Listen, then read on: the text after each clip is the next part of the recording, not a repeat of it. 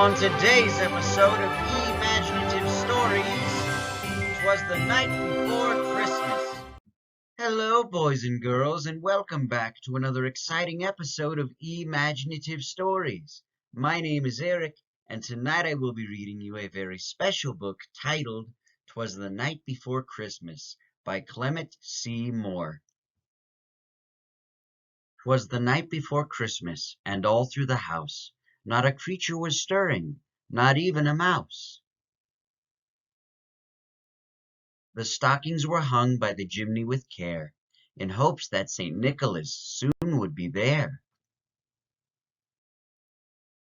The children were nestled all snug in their beds, while visions of sugar plums danced in their heads, and Mamma in her kerchief, and I in my cap, had just settled down for a long winter's nap. When out on the lawn there arose such a clatter, I sprang from the bed to see what was the matter.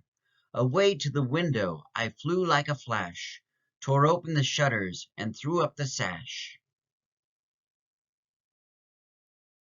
The moon on the breast of the new-fallen snow gave the luster of midday to objects below.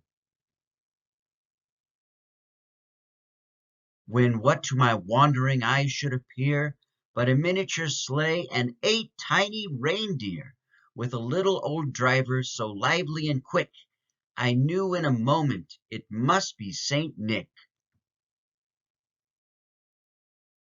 More rapid than eagles his coursers they came, and whistled and shouted, and called them by name.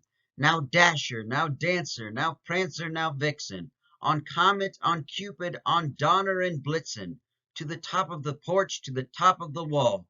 Now dash away, dash away, dash away all. As dry leaves that before the wild hurricane fly, when they meet with an obstacle mount to the sky, so up to the housetop the coursers they flew, with the sleigh full of toys and St. Nicholas too. And then in a twinkling I heard on the roof the prancing and pawing of each little hoof. As I drew in my head and was turning around, down the chimney St. Nicholas came with a bound. He was dressed all in fur from his head to his foot, and his clothes were all tarnished with ashes and soot. A bundle of toys he had flung on his back, and he looked like a peddler just opening his sack.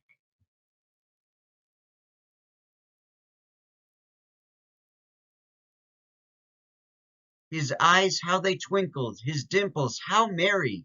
His cheeks were like roses, his nose like a cherry. His droll little mouth was drawn up like a bow, and the beard on his chin was as white as the snow. The stump of a pipe he held tight in his teeth, and the smoke it encircled his head like a wreath. He had a broad face, and a little round belly, that shook when he laughed like a bowl full of jelly. He was chubby and plump, a right jolly old elf, and I laughed when I saw him, in spite of myself. A wink of his eye and a twist of his head soon gave me to know I had nothing to dread.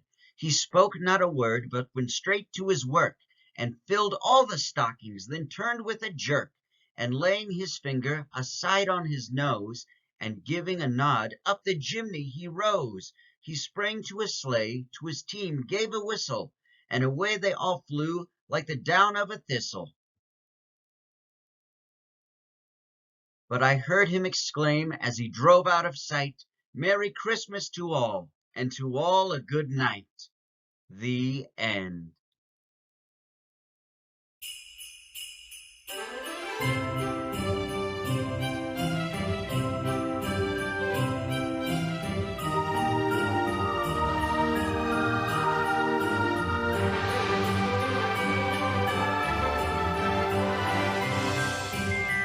Merry Christmas!